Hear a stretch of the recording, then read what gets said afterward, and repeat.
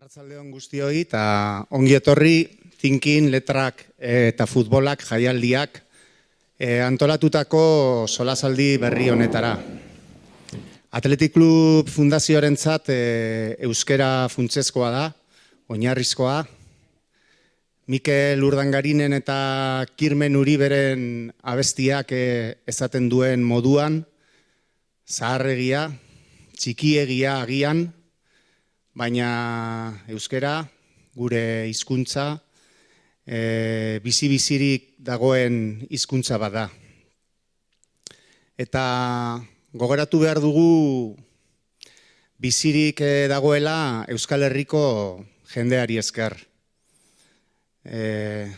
Euskera irakatsi duen jendeari esker, euskera ikasi duen jendeari esker, euskera maite duen jendeari esker eta bereziki euskeraz hitz egin eta bizi nahi duen jendeari esker. Jendie hori gehiena pertsona arruntak dira, ez ezagunak, anonimoak. Zorionez, baina erreferente esanguratsu batzuk ere bai dira. Pertsona prestigiodunak, oso ezagunak, eta kasu batzuetan eta batzuentzat benetako idoloak.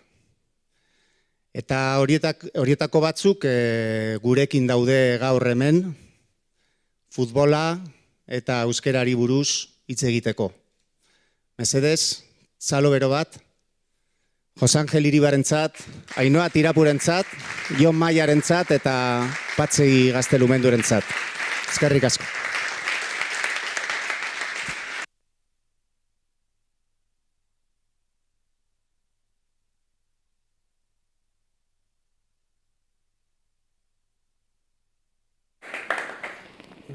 Arratsaldeon eta mila esker txaloengatik.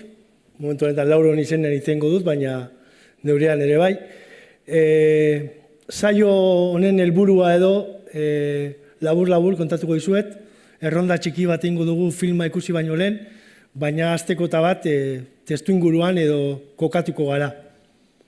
Jose Angel Iribarrek 1980an utzi zion futbolean jokatzeari, ez zuen futbola utzi noski, eta omenaldi bat egin zion Athleticek, eta Realaren kontra jokatu zuen 1980ko maiatzaren 30an. Eta, omenaldi jendetzua izan zen, beroa, eta nolabait Jose Angelek atezain postua utzi eta agurtu zuen Athleticeko afizioa. Baina, omenaldi horretan, ez da ezer bukatzen, baizik eta beste gauza berri asko hasi ziren. Gerola jakin dugu nola, omenaldi horretan eman zioten diruarekin, takila osoa jaso zuen Jose Angelek, diru horrekin euskerarentzat premiazkoa ziren kontu batzuk abiatu ziren. Kirol hiztegi bat egitea zen helburuetako bat, eta horretarako Jose Angel Iribarrek Useiri diru bat eman zion, kirol hiztegi hori eta gerora futbol hiztegi bat egin ahal izateko. Garaian, ikuska filmak egiten ari ziren Euskal Herrian, 1979 eta 1984 artean, 20 bat film egin ziren, film dokumentalak, Euskal Herriko zuzendari ezberdinek eginak, sinema formatoan, euskaraz eta gai mordo bat lantzeko. Eta nolabait, ordurako dirua ere auzolanean batu zen, Orbegoso fabrikak eman zuen, La Casa del Cafekoak ere implikatu ziren, eta dinamika soziokultural eta ekonomiko handi bat sortu zen kulturgintzatik, ekonomiatik eta herrigintzatik nolabait.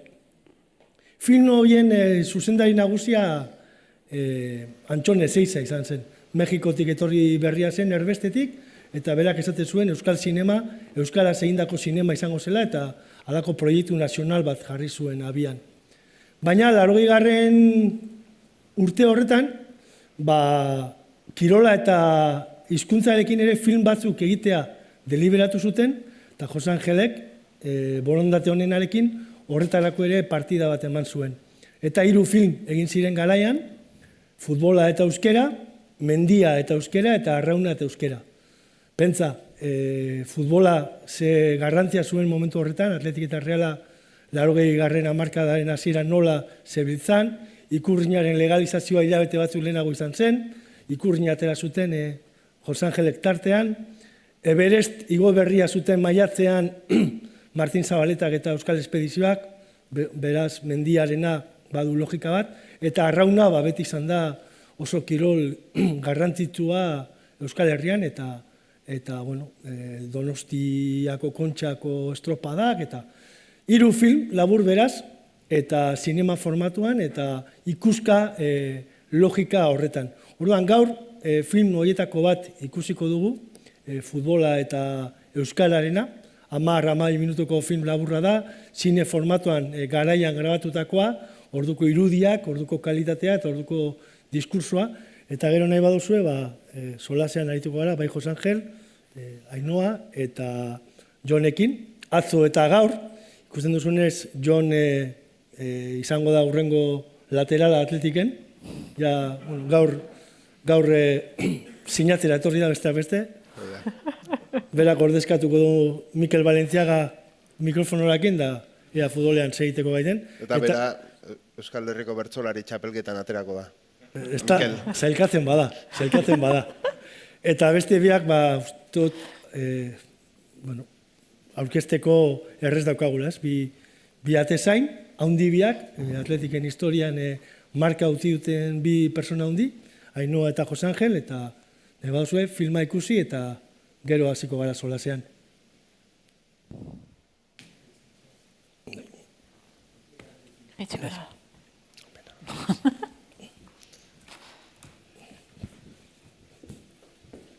Izagauadi irripar, egun sentian iribar, kiroltzalek txalokatua, izar aina bidar, bi eskuluzetan gilar, atxikizegota ipar.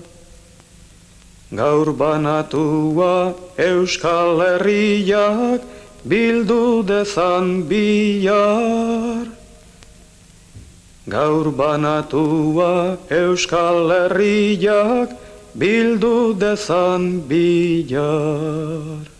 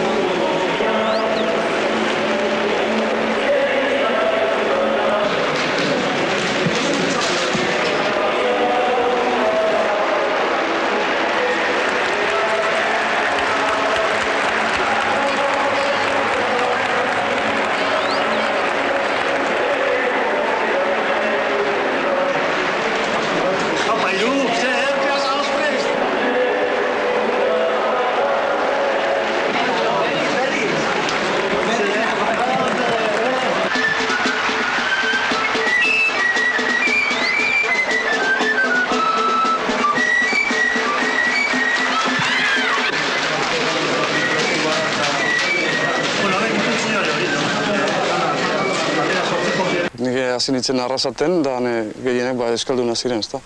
Da Sansen ere bai, baina urte bi o 3 urte dela, realian bazauden jente asko euskaldunak. Baina suerte da, jente gutxia dagoela.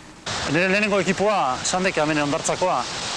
Gu hemen dana euskeraz egiten dien, bai hasi ginenetik, 8 urtetik 12 urte arte dana futbol guztia euskeraz erabiltze ginen. Gure garaian, realen, nahiko euskara hitziten genuen. Horre buruz gainea, kontu horrekin, esango nuke gertaera bat izan nuela, badalon aldian, eta kanpotik bialita izan nintzala euskaraz itziteagatik. Gure ekipoan esan laikek egiten duela euskeraz lauek, orduan besteak gutxi ulertzen ziren, eta orduan dana erderaz erabili behar izan dira. Gero aktan jarri zuen, usted, por dirigirse a mí en vascuence, idioma que no entiendo, eta ez nintzen zigortuta izan, baino.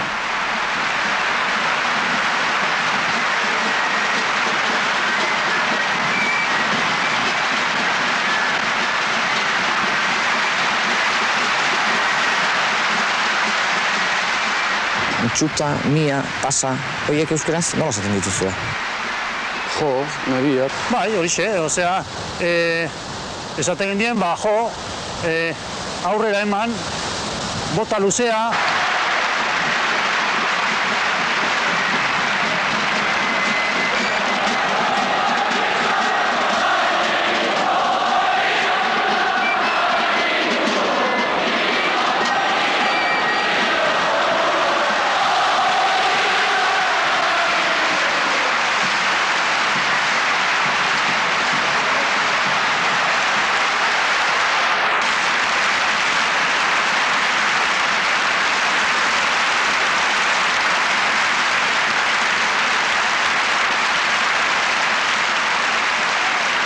Inoiz entrevistatu alaute euskaraz?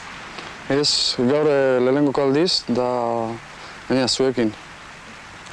Futbolaren kosean, kasuan bakarrik behin, egin dut elkarrizketa bat euskeraz, eta Urangari izan zen, berak ikurriña atotzen etera zuela. Aizkora, harri jasotzea, korrikalariak, sokatira, gero askotan baita pilota eta estropadak. Gehien retransmititu ditugun kirolak, euskeraz baliatuz benipein, horiek izan direla esan genezake. Baina ez da kasualitate bat. Itzegin barko egunek hemen, ez bakarrik kirol prentsari buruz, baizik eta prentsa guztiari buruz. Hori da problematika orokor bat. Ez da bakarrikan fenomeno, esango nuke, deportiboa, nik uste kulturala bai, zenbat mutil jokatze dute futbolian, orduan niretzat hori kultura da. Eta gero, nik uste gure hizkuntza erabili behar degula, arlo hortan, futbolian. Eginkizun guztietarako, hizkuntzaren aukera bat egiten dugu etengabe mintzatzen garenean. Eta euskaldun noski badugu aukeratuta geure hizkuntza euskara. Baina euskara ezin dugu askotan eraman nahi dugun toki guztietara, euskara bera askotan gaitu eta trebatu gabe dugulako. Guk, kazetariak ere ez dugu prestakuntza, behar den prestakuntza hori egiteko, egunero. Horregatik beharrezkoa dugu lehen pauso batzuek ematea, eta kirol mundurako ere euskara egokitzea.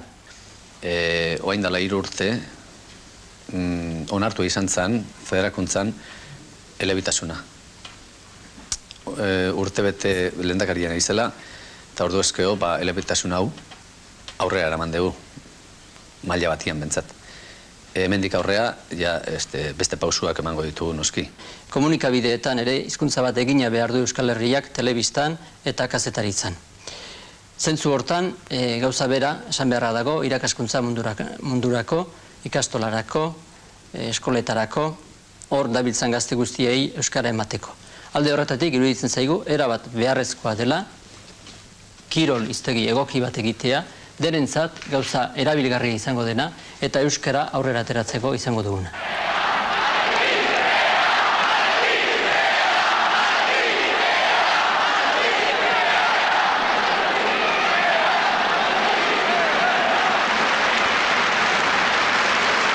Eskerrak dan hori.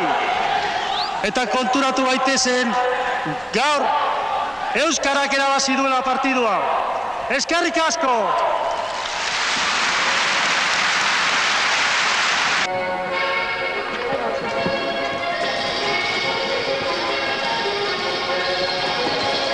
Euskararen problematika honetaz noiz jabetu hintzen? Bueno, nik uste dut prozesu hori jundala, herrian prozesua jundan bezala urtea betan, ezta? Ezin laikek alde batera utzi hori, dana bloke baten barruan sartu behar dok. Eta nik konsientzia hartu diat, nik uste dut beste jende asko bezala, momentu urte hauetan. Baina, ikusi.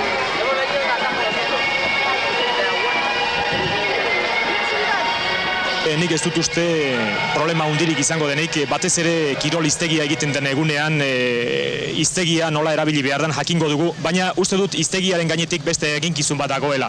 Eta eginkizun hori batez ere da komunikabideak horretara jartzea, kontzientziatzea eta jendea horretarako jartzea. Pelotan asko dituzue? Hemen euskarak irabazi du esan nuen. Ez ote da hori asmo on bat besterik izango? Bueno, nik omenaldian esan nien gaur hemen euskerak irabazi du, ezta? Baina egi esan hori oraindik urrutizio.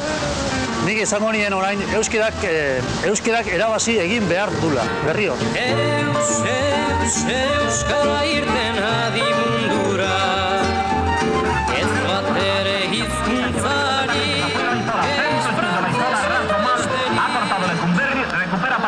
Cortabarría apoyándose de Izola, por Izola fuera del doble extremo izquierdo, pasándose de Zamora, detiene perfectamente Zamora la pelota junto a Iriarte, mete en la punta del pie Iriarte y vuelve a ceder, saque de banda a favor de la Real, frente a la mitad del lateral derecho del área de castigo de los Osasuna. Se interpone Bayona ahora y hay que sacar de nuevo desde la banda, juicio del señor Ramo Castillo, colegiado castellano que está dirigiendo el partido.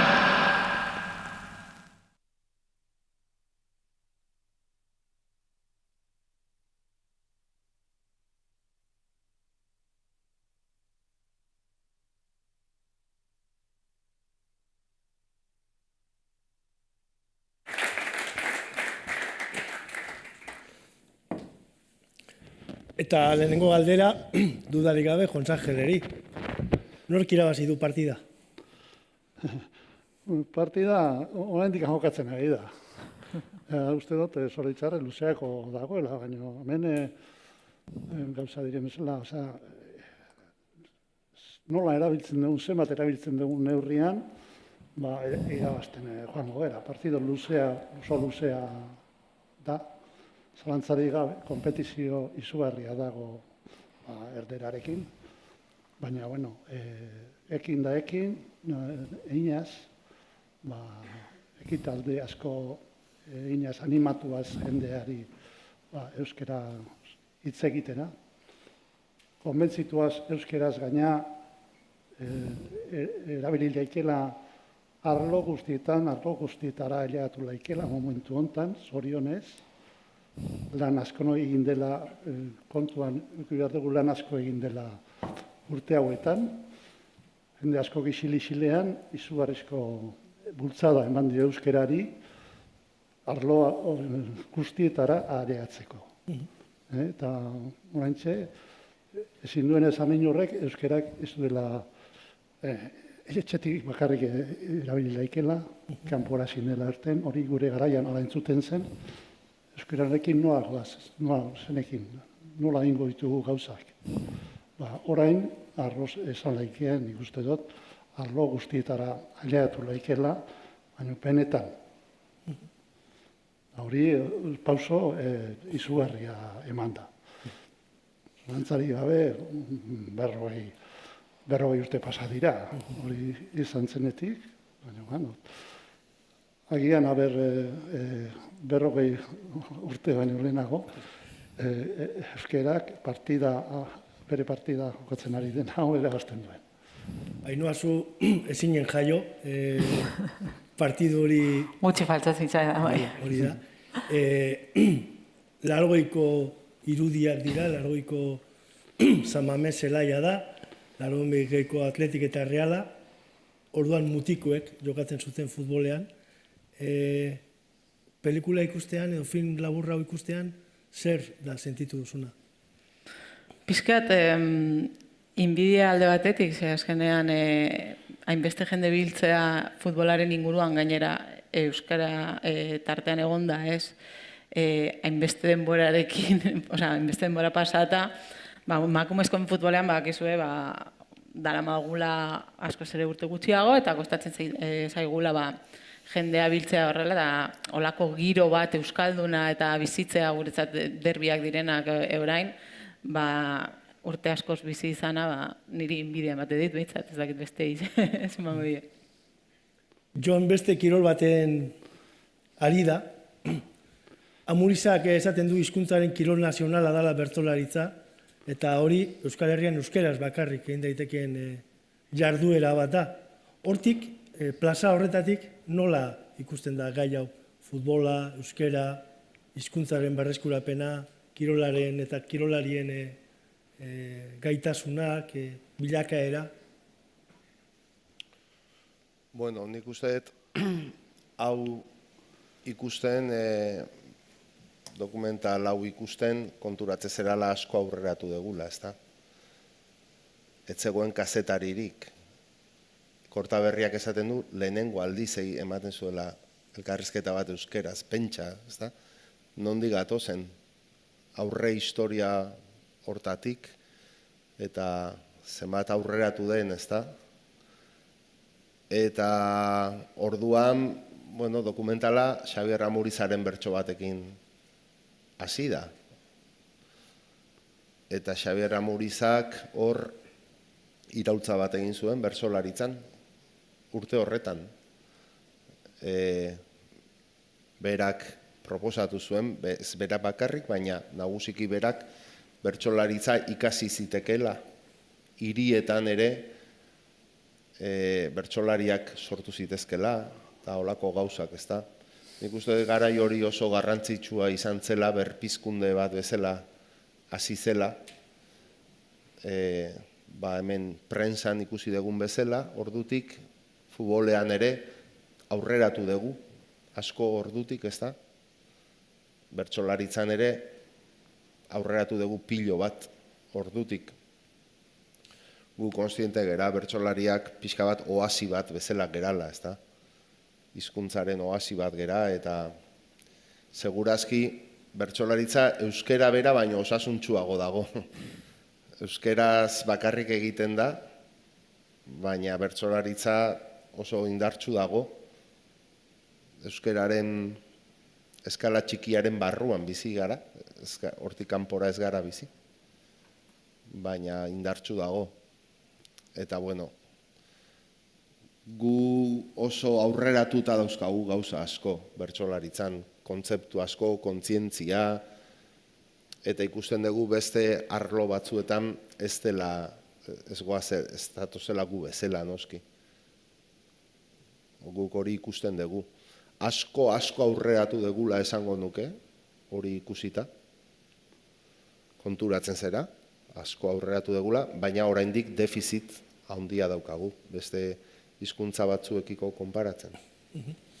Jose Angel, eta momentu batean, berriro 80. hamarkadako omenaldi eta giro horretara joango gara, txillidak egindako eskuak dira, horre Amurizak dio ez, goizak gauari irripar, egun sentian iribar, kirolzaleek txalokatua, izar baina bidar,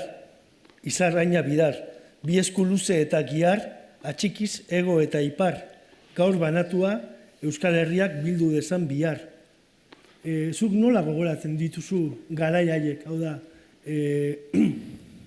Franco denporatik, igaro, atletiken urte desente batzuk egin zenituen, aipatu duzu filmean, orduan hiruzpalau jokalari izango zirela euskera bazekitenak, baina nola bizi zenuten garai hori, hau da,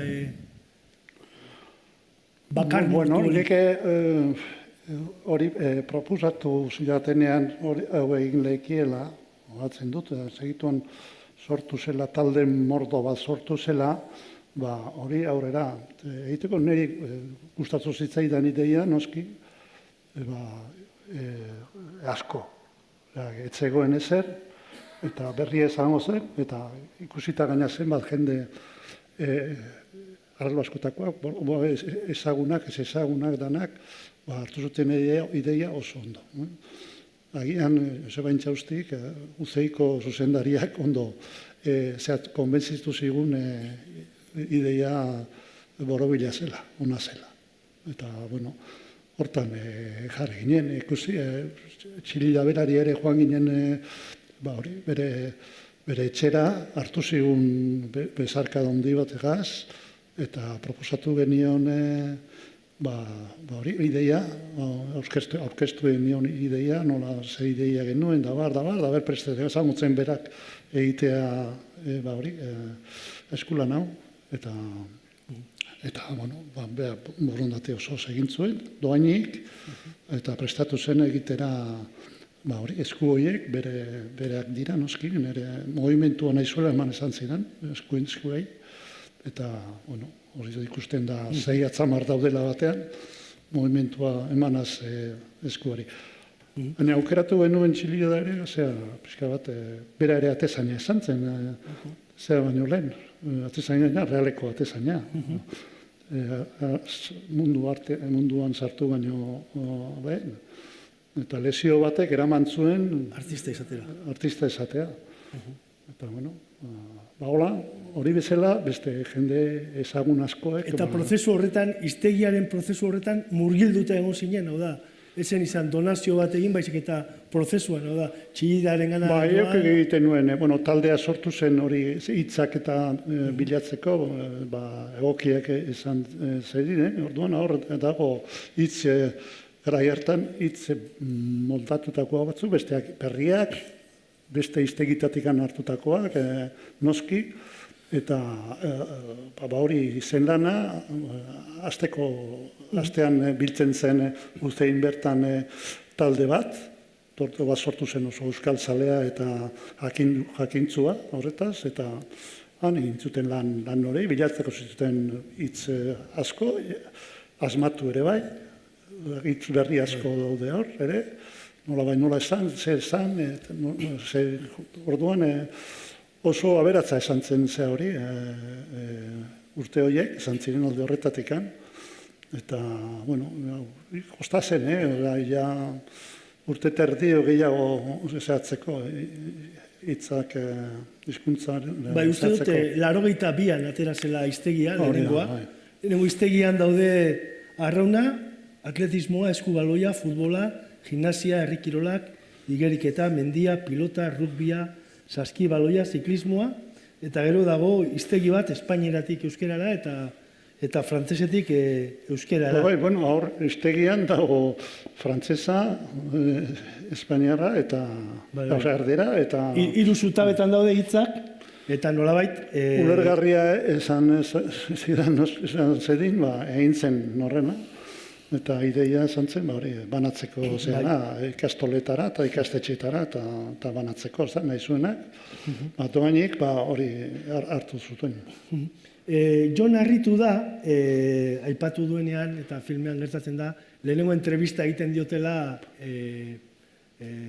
Realeko jokalariari, Kortabarriari.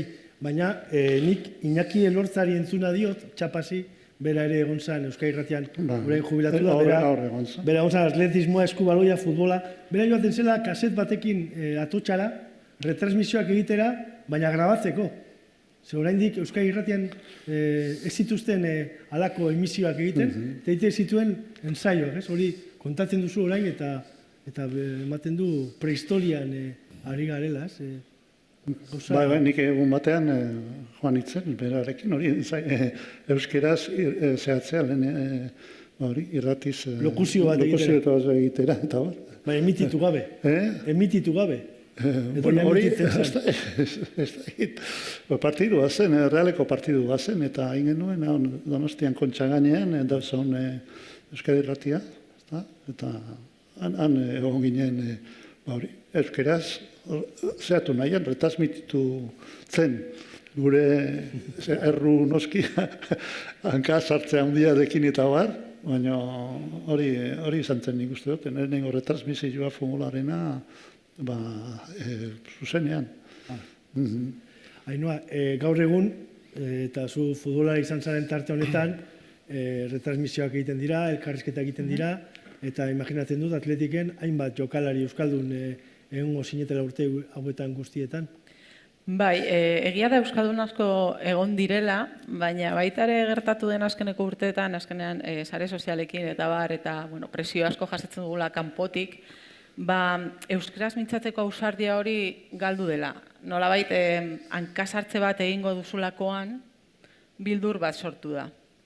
Esan nahi dute, oso esposizioa oso ontua da, jendea goten da oso pendienten nork egiten duen zen momentutan akats bat, eta horren kontra jotzen dutenez, ikusi dut taldekideetan, igual hizkuntza ez dutela menperatzen, edo behintzat ez dutela menperatzen, beraiek nahi duten bezala, bere espresioak ondo egiteko eta bar, eta beldur bat zeukatela. Eta zentzu horretan azkeneko urteetan, bai egin dugula lan, gogoratzen dut Marta Unzuerekin eta Maite Orozekin adibidez egon nahi zela azkeneko urteetan hitz egiten, Maite Orozo nahi ez dago, baina Marta Unzue azkeneko aldian ja prentsa horreko euskaraz ematen ari da.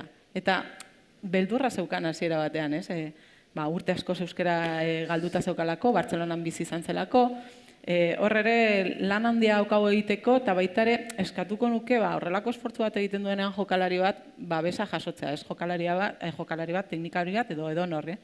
Azkenean, euskara erabiltzen balin badu, eta gainera, seinalatuta ikusten balin bada, guretzat kalte handia egiten duen zerbait da.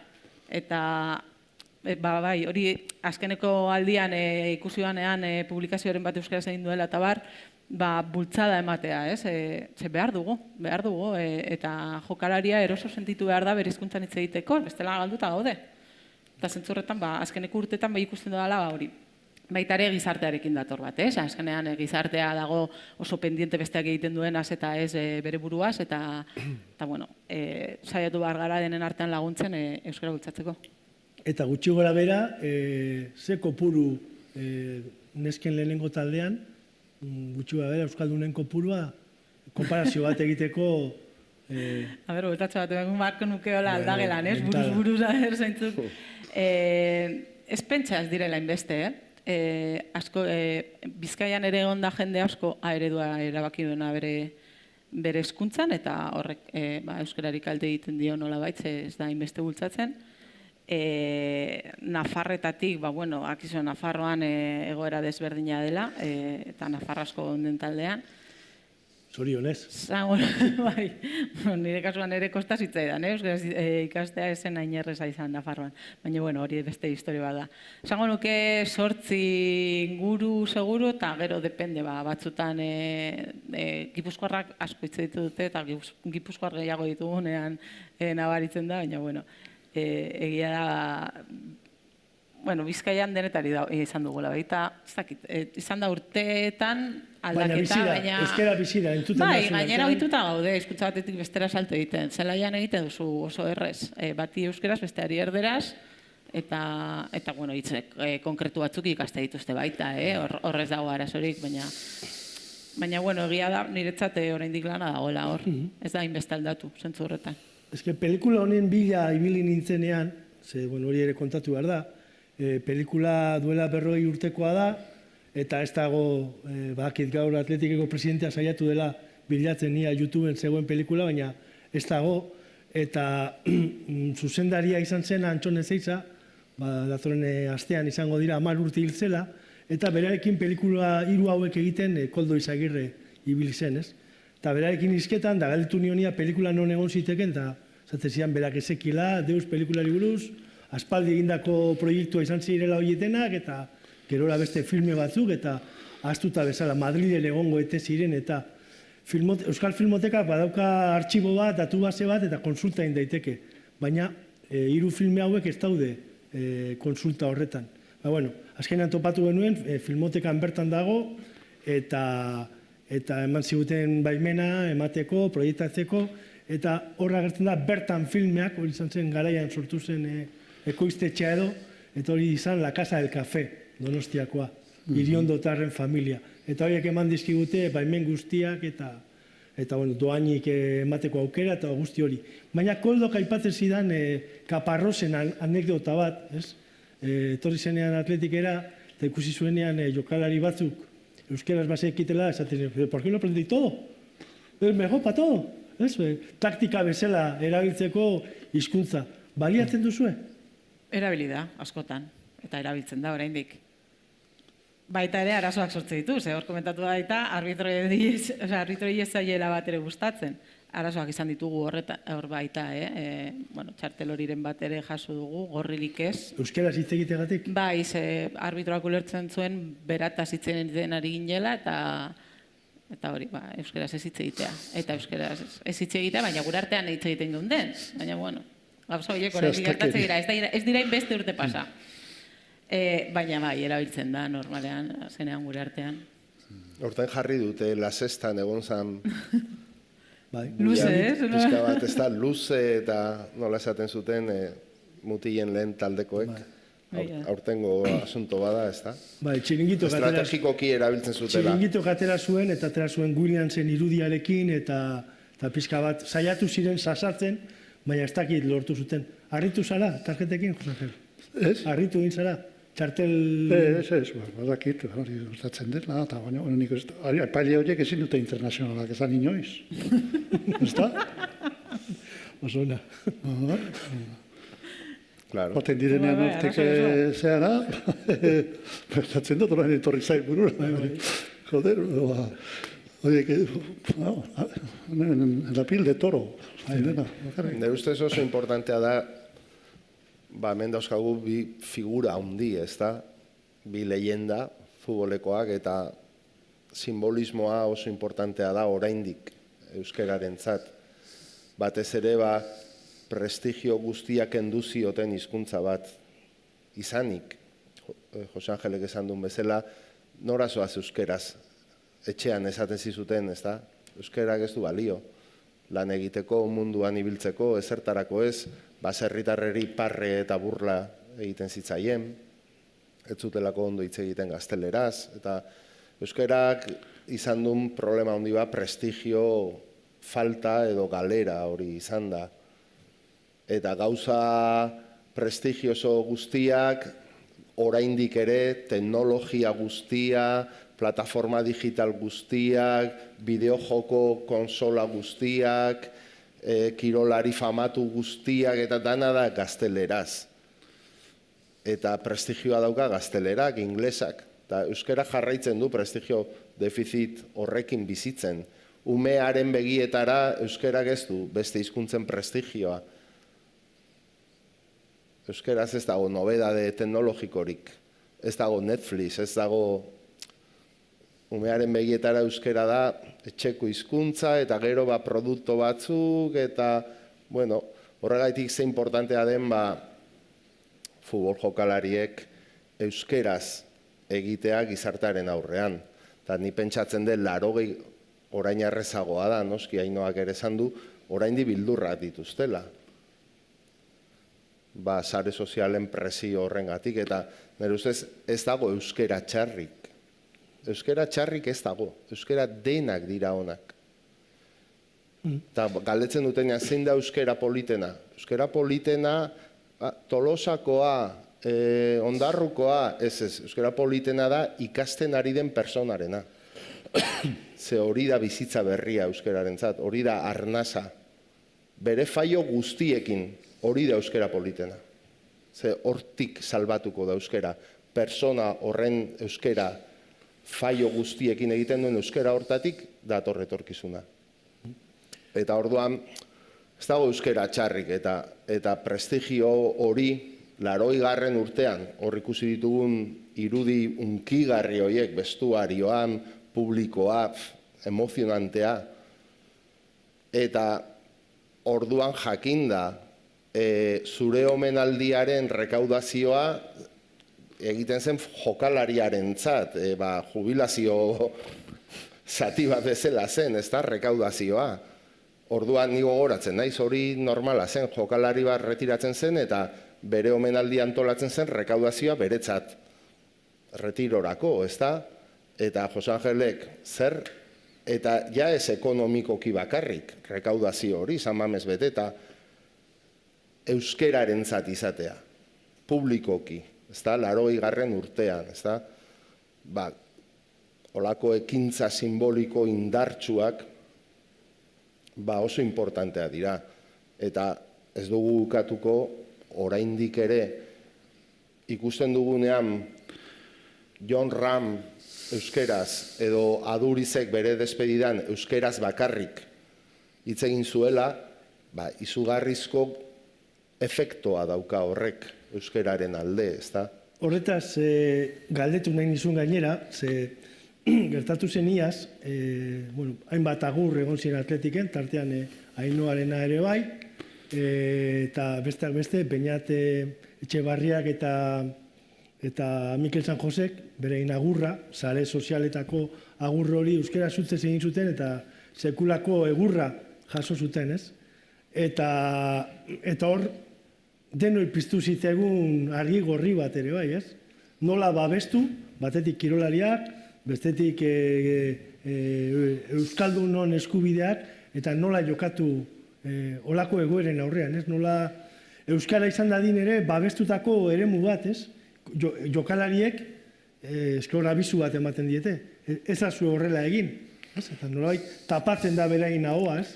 Politikoki zuzena beste gauza bat izan beharko luke. Ez dakit gogoan duzuen, ez da horren beste denbora pasa, eta hori bakoitzari zer sortzen dizuen nolako egoera bat sortzen denean. Bueno, ez dagoelako normalizatua oraindik, ez da? Real Madrideko jokalari bat retiratzen da futboletik eta ateratzen du nota bat gazteleraz. Edo Valladolideko batek ateratzen du bere agurra gazteleraz. Gazteleraz bakarrik, Ez da ezer pasatzen. Orain, euskaldun batek ateratzen du bakarrik bere hizkuntzan eta batzuk, ez denek, foioia montatzen dute, ez da? Bueno, horrek erakusten du, oraindik ez dagoela normalizazio hori, ez da? Argita garbi itaukot irudio bat zean, eskagarri horrena, agian, Valladoliden zegoenean, Eibarren zegoenean. Ez, Almerian izan zen. Izan zen kanpoan, Eibarren zegoenean. Eibarren zegoenean. Eta orain ETB-ko kirol zuzendaria denak, egin zizkion galderak.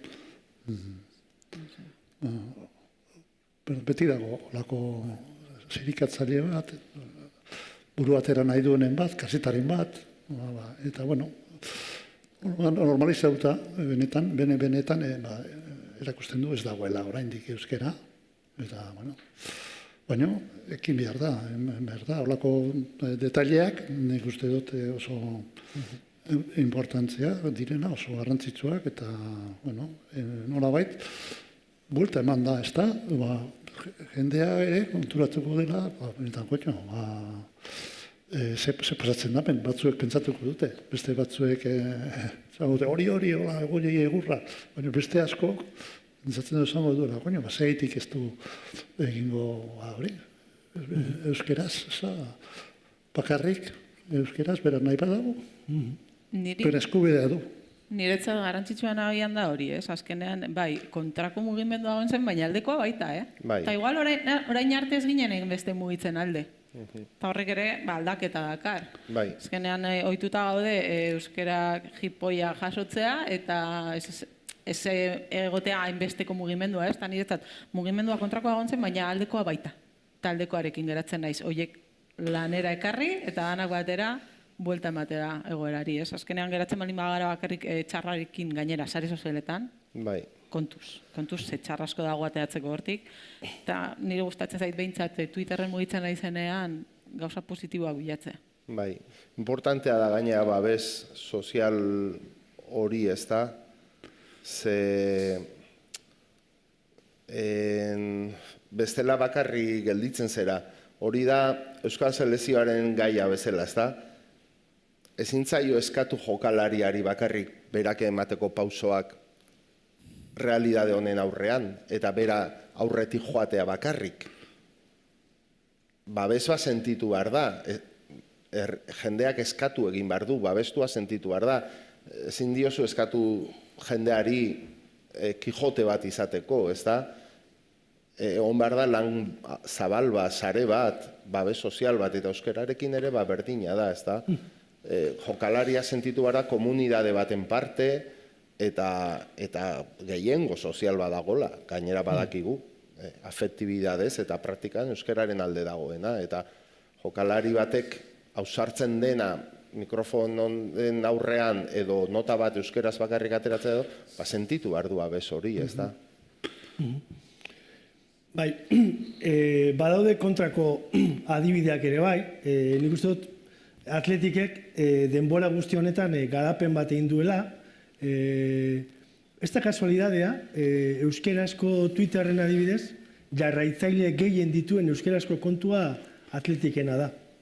Atletike Barsaren eredu hartu zuen, Barsak bazituen hildo ezberdinak, bazuen ingelesez, uste baduela arabieraz ere baduela, katalanez noski, gaztelaniaz ere bai, eta Atletikek eredu hori hartu zuen eta arrakastatua izan da, eta egun bizi da, eta momentu batean zen gehien zituena, gero Atletik zeuzkan gaztea eta olako batzuk, baina hori nik uste dut zuek Atletiken barruan ere ikusiko zenutela garapen bat. Nik gogoan dut, sasoi batean lezaman eskolak ematen zirela. Jokalariei, teknikoei, gogoratzen dut, eta aukotilloa da, baina... Aukera zegoen. Bi urrun han ibili zen, eta gero irakaslearekin eskondu zen. Itziar dikariorekin, bai. Lezamakoa zen. Eta paneto polita da hori, bai. Baina zu gori gogoan, duzu sasoi hori. Noski, bai. Hori, Atletik berak esatuta, sustatuta, bultzatuta, aukera hori eman zuen, eta, bueno, apuntatu ziren grupo bat, gultatzen da, Ernesto, Biurrun, egon da klaseetan, eta, bueno, Lakabek, gogoratzen dut. Ritxi ere uste dut. Ritxi ere. Bueno, Ritxi ja... Asteagoa zen. Asteagoa zen, bai. Ritxi ja euskalduna da berez, Ritxi meniguren. Bai, multzo bat sortu zen hor, eta, bueno, entrenamentuak bukatu eta gero, bueno, ematen zen. Ordu beteko ikastaro bat, eta, bueno, hor zegoen aukera, behintzat, nahi zuenak, ikasi eta gero erabiltzeko, hor zegoen. Egin zuen hori, Atletikek, bai. Zukainoa ikusten duzu, beharrik gaur egun zerbait behar dela bultzadaren bat, oraindik esan duzu bat, hori perfekzioaren bila batzutan, baina igual trebaketa edo... Behar da, noski behar dela. Azkenean niretzat Atletik, euskera eta Atletik batera joan behar dira. Hori da nire iritzea. Euskera gehiago erabili behar dugu jokalaria, bueno, orain ja ez naiz jokalaria, baina jokalari bezala hitz egiten dut oraindik. Baina bai, gehiago erabili behar dugu, ez dakitenak ikasteko ere pausu honi eman behar dute, egia da aukera daukagula babesleen bitartez klubean ikasteko, eta batzuk saiatu direla, zaila egiten zaiela baita, badakigu ganak gure altxorra hau batzutan gogorregia egiten dela Euskaldu berrientzat, horregatik lagundu behar diegu baita, eta lan egin behar dugu denen artean, baina gizartearekin bat, hau da, ez gaudeat, gizartearen parte gara eta eragile sozial bezala eta eredu bezala lan egin behar dugu. Eta niretzat hori ere garrantzitsua da, ez? Gizartearentzat eredu izatea euskararen erabileran, bultzadan eta aukeretan baita, ez? Ez azkenean, nire kasuan adibidez orain entrenadore bezala nabilela, atezainekin ditut erdalduna direnak, euskalduna direnak, batera entrenatzen dute, baina denak ulertzen dute. Eta gure aurrera pausua balin bada, aprobetxatu ulertzen dutela, euskaraz egitea, agian hobekuntza hor egon daiteke, ez? Gure aukera balin bada, erdaldunak direnez, erderaz hitz egitea, hor atzera pausua ematen dugu, ez? Eta horretan ere, nire kasuan, aitortze dut, lan egin behar dudala, euskara gehiago erabiltzeko nire entrenamenduetan, eta hor, inspirazioa jaso nuen, jakin nuenean, iztegia hau eginda zegoela, futbolaren iztegia ere, orain behar dugu bat entrenamendu espezifikoarena. Atezainen entrenamendu espezifikoarena, ze falta zaigu, niri behintzat falta zait. Eta, fundazioarekin ere komentatu dut hau, seguronik proiektu bat aterako da hortik. Jon, kirola eta bertsoa uztartzen duen fenomeno bat badago, eta da bertso derbiena, askok ezagutuko dute, beste batzuk ez, baina nik nahi duena da, ideia hori sortu zenean edo, bertso munduan nola hartu zen, hau da, Atleti eta Reala, elkarren kontra jarri nolabait bertsolariak lehian, ze bizipen eta ze garapen eukidu bertso derbiak. Zezu hor dekantatu zinen publikoki Atletiken alde, beste.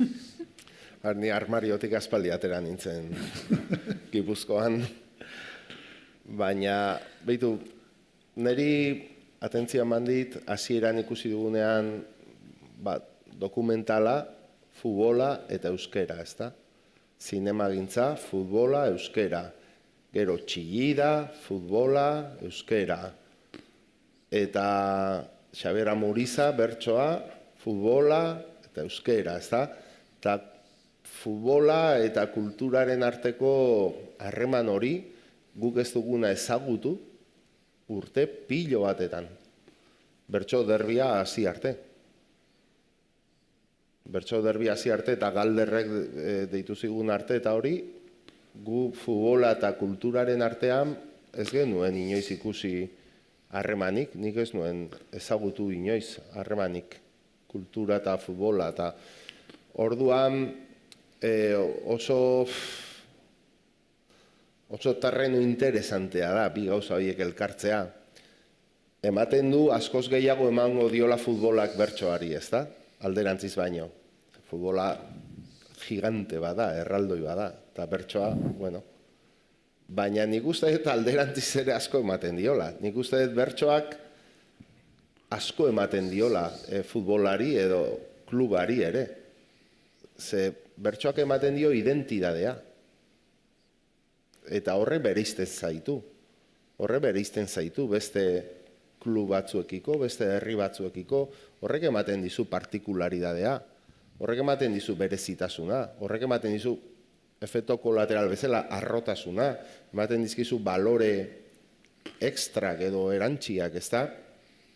Hizkuntza gutxitu batekiko sensibilidadea eukitzea ere, futbolean, nik ez dut ikusten PSG Frantziako hizkuntza gutxituekin sensibilidade bat daukan klub bat denik, adibidez. Ezta? Ez da gauza normal bat. Hemen ja normaltzat hartzen dugu, ezta? Jose Angelek egin zuen hori, egun horretan. Euskeraren hiztegi bat sortzeko. Ze futbolistak egiten du hiztegi bat, ze urruti dauden hiztegiak eta futbola. Ezta? Eta hemen, normalizatu egin dugu berriz zorionez, guk ez genuen ezagutu, eta orain bertsoa eta futbola, edo dokumental festivala eta futbola, ezta?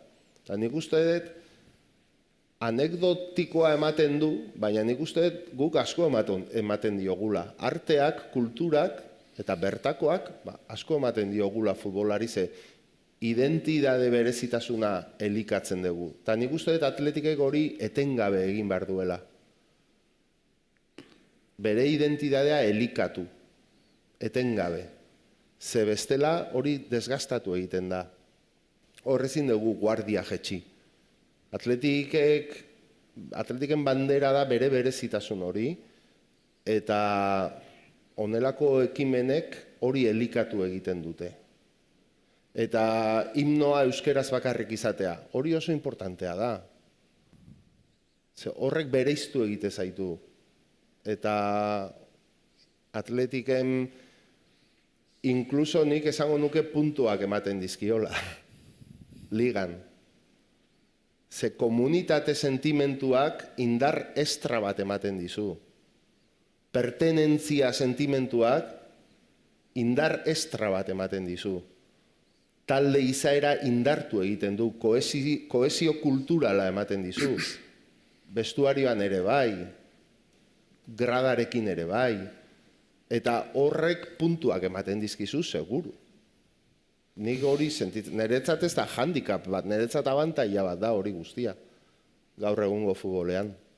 Atletiken izaera da bentaja bat.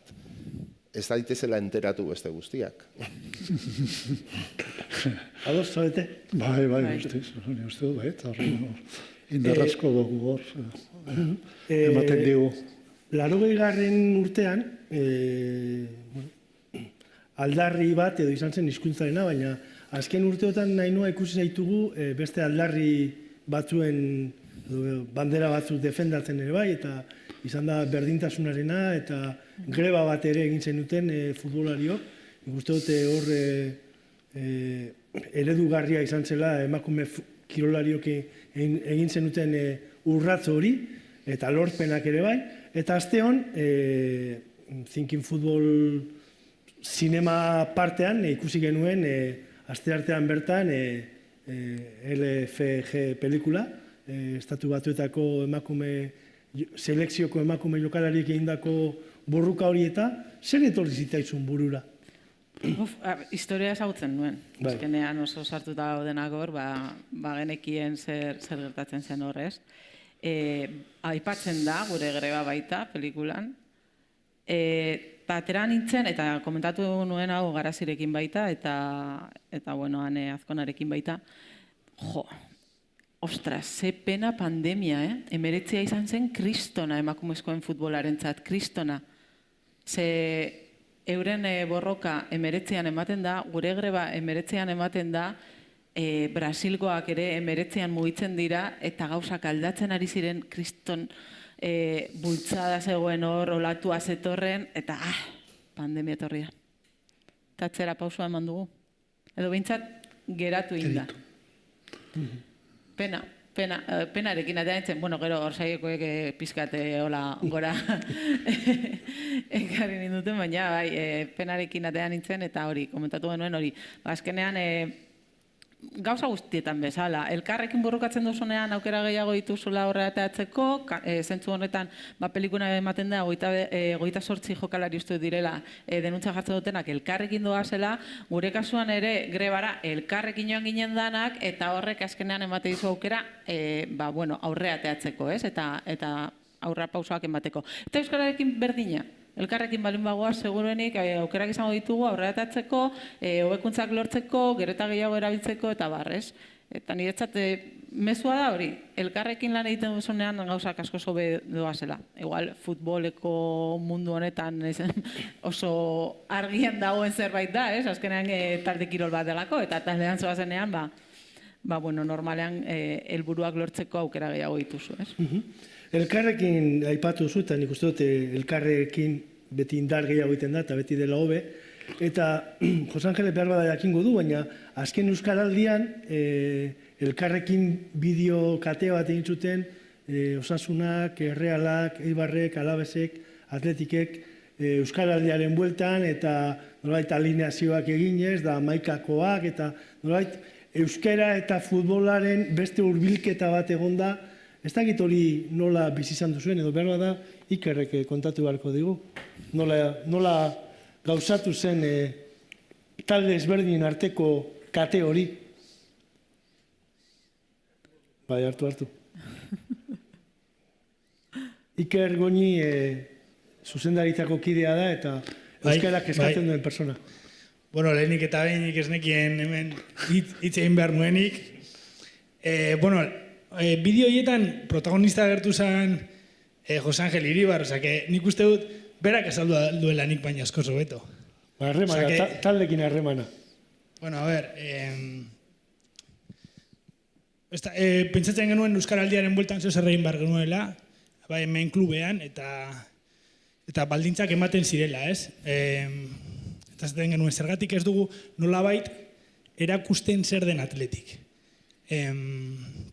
Esaten genuen, nik behintzat, hau nire esperientzia da, nik ikusten dut atletik arnazune bat bezala. Bai, batzutan ikusten dugu, esaten du, Ainoak esaten du, atletik izan behar du erreferentzia, ez? Eta nik esaten du, erreferentzia bagara, nik klubean sartu nintzenean arnazune bazan. Euskeraz egiten du Jon Bazkezekin, Isasirekin, Igorrekin, Galderrekin ere tarteka, presidentearekin ere tarteka, eta zaten nuen, zergatik ez dugu hori nolabait irudikatzen. Eta zaten genuen, zeran egingo dugu. Eta pizkat hortik abiatuta esan genuen, jarri gaitezen beste klubekin harremanetan, eta jokatu ezagun partidu bat. Egia da, ez ala errezaz Euskaraldia eman zen pandemiaren barruan, eta esan genuen, ingo dugu bideo bat. Men, ez dut aipatu ere, baina txuten da, Ibonek ere asko lagundu zuen, eta orokorrean komunikazio lantalde guztiak. Eta, hasi ginen harremanetan, hasiera batean harremanak ezin oso horrez izan beste klubekin, jarri ginen Eibarrekin harremanetan, Errealarekin harremanetan, eta, gure egoera soziolinguistikoan ematen diren beste, pizkat, nolabait lagina izan zen Euskal Kluben artean gertatzen dena. Baina zorionez, euskararekin nonbait erasoa zenean, jendea laguntzeko presta agertzen da, eta topatu genituen, topatu behar genituenak. Azkenean ez zuen horren besteko jartzunik izan, baina nik uste dut, bai, hasi bat landatu genuela, etorkizunean gauza gehiago elkarrekin egiteko. Beraz, ez dakit bideo ikusita badauzkazue, ez badaukazue ikusita aholkatzen dizuet ikusteko, hemen zaudetenok argi eta garbi euskararen alde egiten dozue, eta seguruenik hemen landatu genuen hasi hori, etorkizunean ikusteko gai izango gara. Eskerrik asko, Iker. Zango goratzen duzuzuk hori, Jose Angel, hori bideo hori eta talden arteko harreman hori? Bueno, beti horren, nolabait, eukidugu buruan hori, ez da, taldeak, uneak biltzeko, euskararen munduan, eta nik uste dut, gaina, gero eta sensibilidade gehiago dagoela ere, osea, 5 klub egon gara lehen mailean, gaina, osea, hori historian gutxitan izan da, gaina horrek ematen dizu, osea, errakastada bat, aukera handiago bat, ez da, jendea erakostazteko hori, euskararen alde zaudela, bultzatzeko prez zaudela, eta nolabait euskararen alde egiten diren ekitaldi hori danak eta dana batuta egin da, dago hor leku bat, dana batera joan daikena, ez da? Gero, zelaian bakoitzak bere partidua jokatzen du, eta erabazi nahi du, berak, bakarrik, baina danak batera egiten dugun gai horietan, egiten badugu eta egiten dugun gauzak, eta holakotxe zoritxarrez hori ere tokatu zen pandemiaren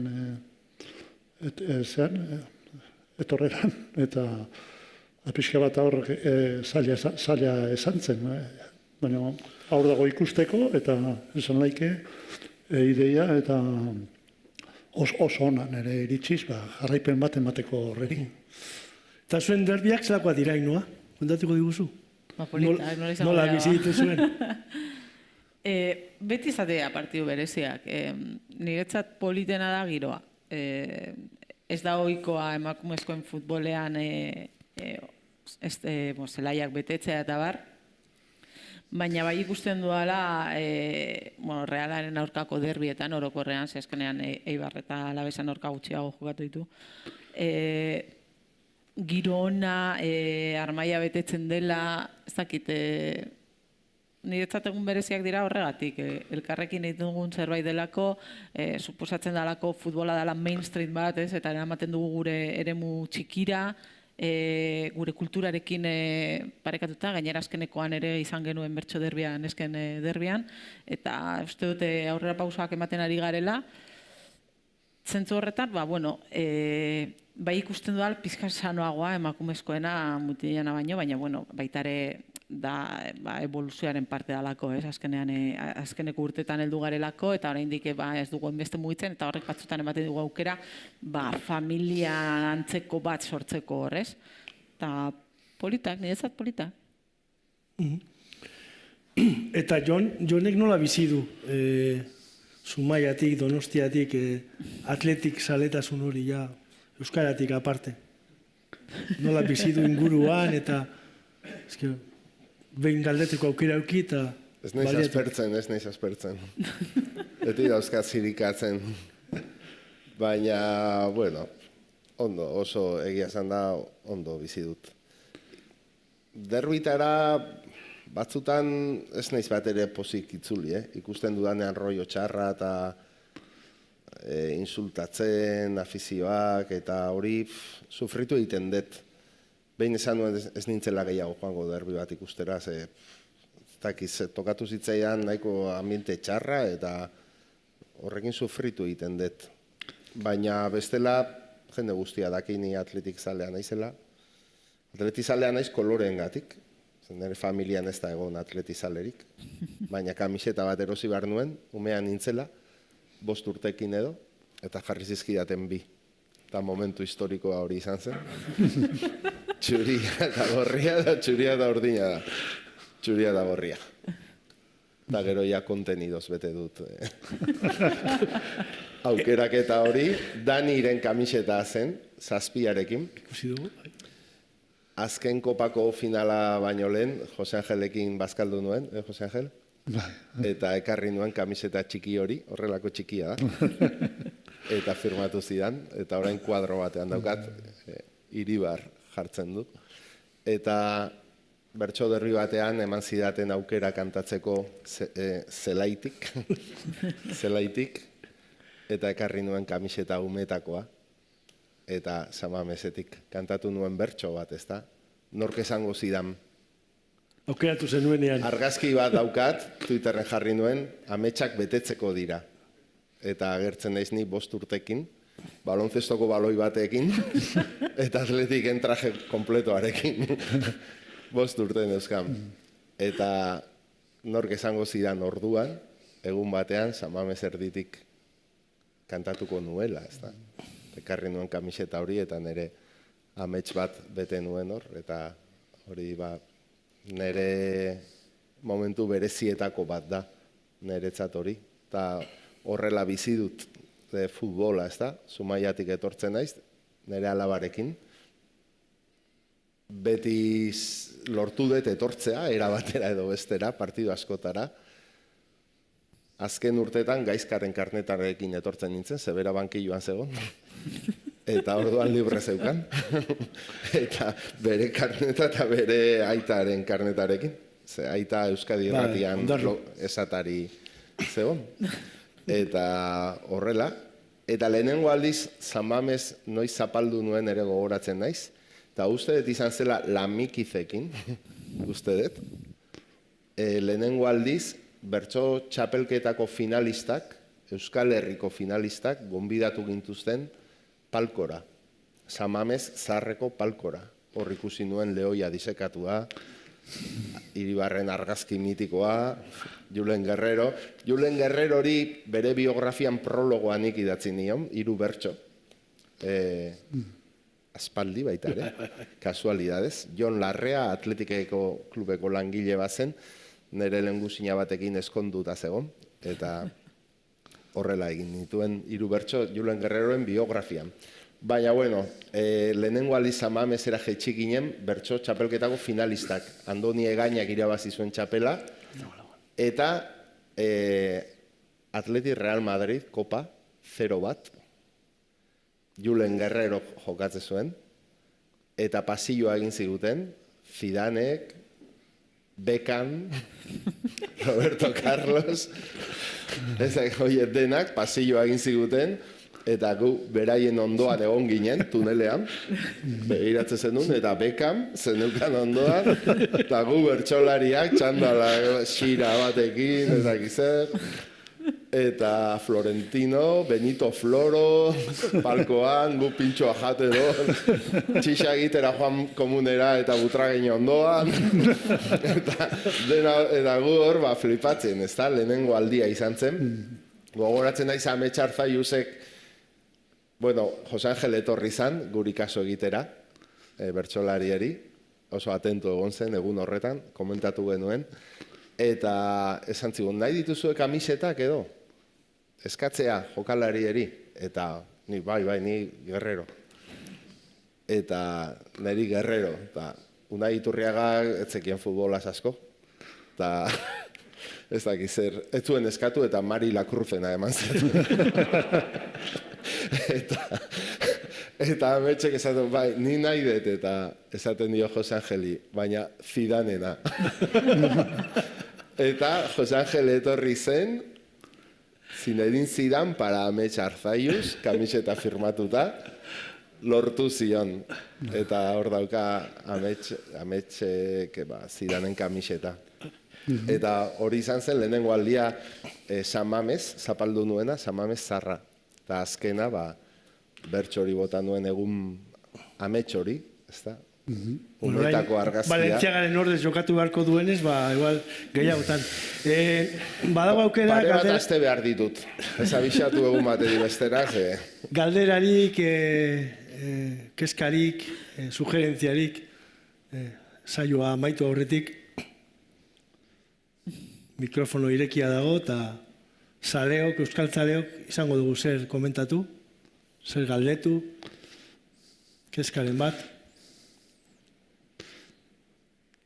Dena oso argi geratu da. Jonek epaitu duen San Mamés da hor sentizu zela oso ondo zelaian, bertso derbian, zelaian jokalari moduan, Real Madridko jokalaren inguruan dabar.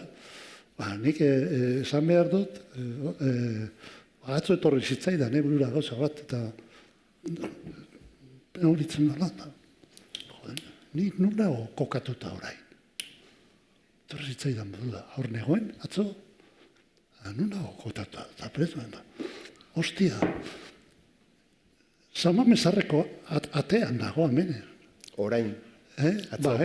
Zamamezarreko miserikordiko porteria, hemen behian. Hemen txezegon. Eta zenditu nintzen. Hori izu bakarri dakizu. Galdera egintzidaten hor bateko, nun hobeto hemen edo Katalan barzen, atzo egon zena hor, eta nun hemen edo lehenokoan, nahi dut zen, nik hemen lehenokoan, vamos, hemen zegoen. Hemen zegoen lehenokoa, eta hemen egin ditu nire, egin ditugu gure esibizioak. Bai. Eta txarrak eta honak, danetik. Eta, koina, datorrezen, pentsamentu, esan zen. Horita, koina, hemen txezegoen, hemen behian. Ni badaukat azken galdera bat, hirurei egiteko, eta demagun omenaldi bat daukagula, Jonena, demagun, eta sarrera guztia jasoko dala Jonen omenez. Aurrekoan Iker Dabiok ibili ginen kalkuloa egiten, zenbat izango litzateken, garai hortako 11 milioi pesetak gaur egun zenbat lirateke. Eta adostu genuen sarrera 20 eurotan jarrita, eta San Mamés betetzea lortu ezkero, €1.000.000 eskuratuko genukela. Zer egingo genuke? Zer behar dugu? Zer behar du euskerak? Erreza, galdera. A ver, €1.000.000 ez dugu euskera salbatuko. Zerbait simbolikoa egin beharko genuke. Diru horrekin, ez da? Zerbait gizarte osoari begira, disfrutatzeko festival erraldoi bat, olako zerbait, ze gastatzen hasi ezkero €1.000.000 €1.000.000 da autopista baten kilometro bat. Egitea balio duena. Gutxiago. Gutxiago. Eta euskerak milioi asko behar ditu. Behar duelako zineman pelikula guztiak euskeraz estrenatzea. Gure umeak euskeraz pelikulak ikusi alizateko normal. Behar dugu Netflix euskeraz egotea. Ali naiz kirolaz, Behar dugu Xbox. Iztegi egitzen bezala, hemen kirole ere muti futboletik, Ainoak aipatu du, atezainentzako gidaliburua beharko lukela, azkenean ideia ekaitz bat da, ez? Niretzat gurpil bat sortu, hau da, egiten dugu ekitaldi bat, lorpenarekin beste ekitaldi handiago bat lortu, lorpen horrekin beste bat handiagoa, ez? Eta gurpila bueltaka hasi, abiadura hartzen joan, eta gian horrela zerbait lortu dezakegu. Oso utopikoa da nire erantzuna, baina, bueno, pentsatu dezakegu, aber nola egin dezakegu, zer gero eta handiago bihurtzen dena, ez? Ez geratzea bakarrike, diru hau lortu dut, hau egingo dut, eta hemen bukatzen dakatea. Ez nolabait, diru honekin beste zeo zer sortu, horrek beste zeo zer ekartzea, eta hortik joatea, azten. Eta, bueno, kirola zare girenez, tortzen zait durura, diru hori banatuko nukela, futbolari emango niokela berriz. Bueltan, baina arrobiko futbolari. Arrobiko Euskal Herriko, Euskal Herri osoan banatuko nuke. Eta hor betetzen da... Taldo asko daude, eta ez egitzen bat okatuko zaion bakoitzari, baina oso ongi etorria izango zen. Azken finean, nik uste dut, aerobiko futbola, B mailako futbola ere kultura dela. Kulturari zerbait ona esan, eta hori, ematea. Eta bukatzen dugu azkenean, Iribarrek esan duenarekin, Amurizak esan dako ideia horrekin, ez? Bi esku luze eta gihar, atxikiz ego eta ipar, gaur banatua Euskal Herriak bildu dezan bihar. Mila esker, Irurogei. Zuri.